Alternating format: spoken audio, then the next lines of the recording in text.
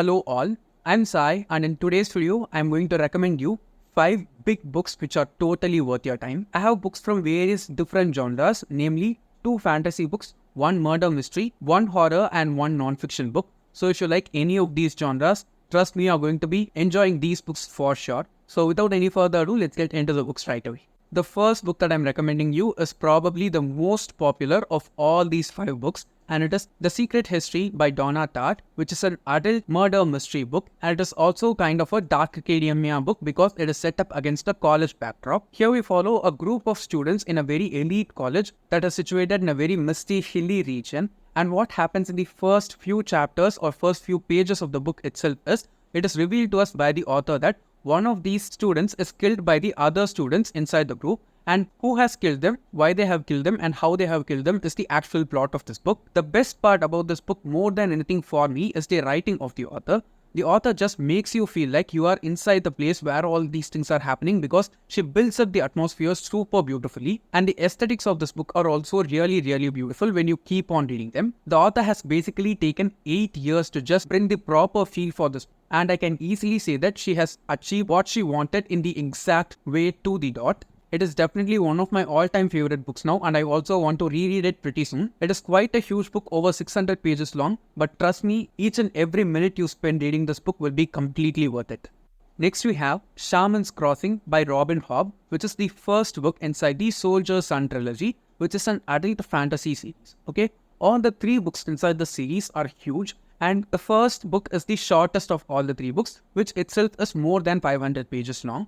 Now, before telling anything about the series, I just want to give you a warning that all the 3 books inside the series, despite being huge, are super slow in their pace. So if you're a person who does not like extremely slow-paced books, this series might not be one for you. But if you're a person who likes to stay with the story and get to know about the characters in a very deep and precise way, trust me, you will completely enjoy the series. Here we follow our main character, Nevad Burwell, whose life journey we just follow from his childhood until his old age. It is an extremely well-written series with great world building, super politics, great representation of mental health issues and body shaming in a very crude and raw way. More than anything, I just loved the world building as well as the character development inside the series. We basically just follow Nevad Burwell, who's our main character, doing each and every small thing in his life. It is written in such a granular way that by the time you reach the end of the series, you'll be easily able to guess what Nevad is going to do when any situation is presented to him, because the author just shows us the layers of his character like onion peels throughout the series, and it just feels like the story of an actual person who lived out there in the world.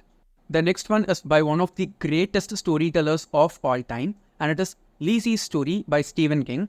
I know that Stephen King is one of the biggest names when it comes to the literary industry, but personally I don't think Lizzie's Story receives the praise that it actually deserves. Here we follow the story of Lizzie, who's the wife of this very popular author named Scott Langdon inside this book. Scott is actually a super popular author who's award-winning as well as his books are super bestsellers, because of which he has a ton of fans across the world, and we follow Lizzie's life story after the death of Scott. The book actually starts like 2 years after the death of Scott, and what are all the things that Lizzie is experiencing during that time. For the period during which Scott is alive, Lizzie was actually under his shadow because he was super popular, and because of that, she did not have a normal life also. She does not regret marrying Scott in any way, but there have been a lot of problems in their marriage. I have a complete spoiler-free review of this book already out in the channel. I'll try and link it down in the description and also in the iCard. So if you want to know more about this book, you can go forward and watch that video. I have talked in detail about this book with all my emotions in that video. Again, in this book, the world building for a parallel world and the depth to which Stephen King explores the characters of both Lizzie and Scott is just brilliant inside this book. I've read not even a handful of Stephen King books yet,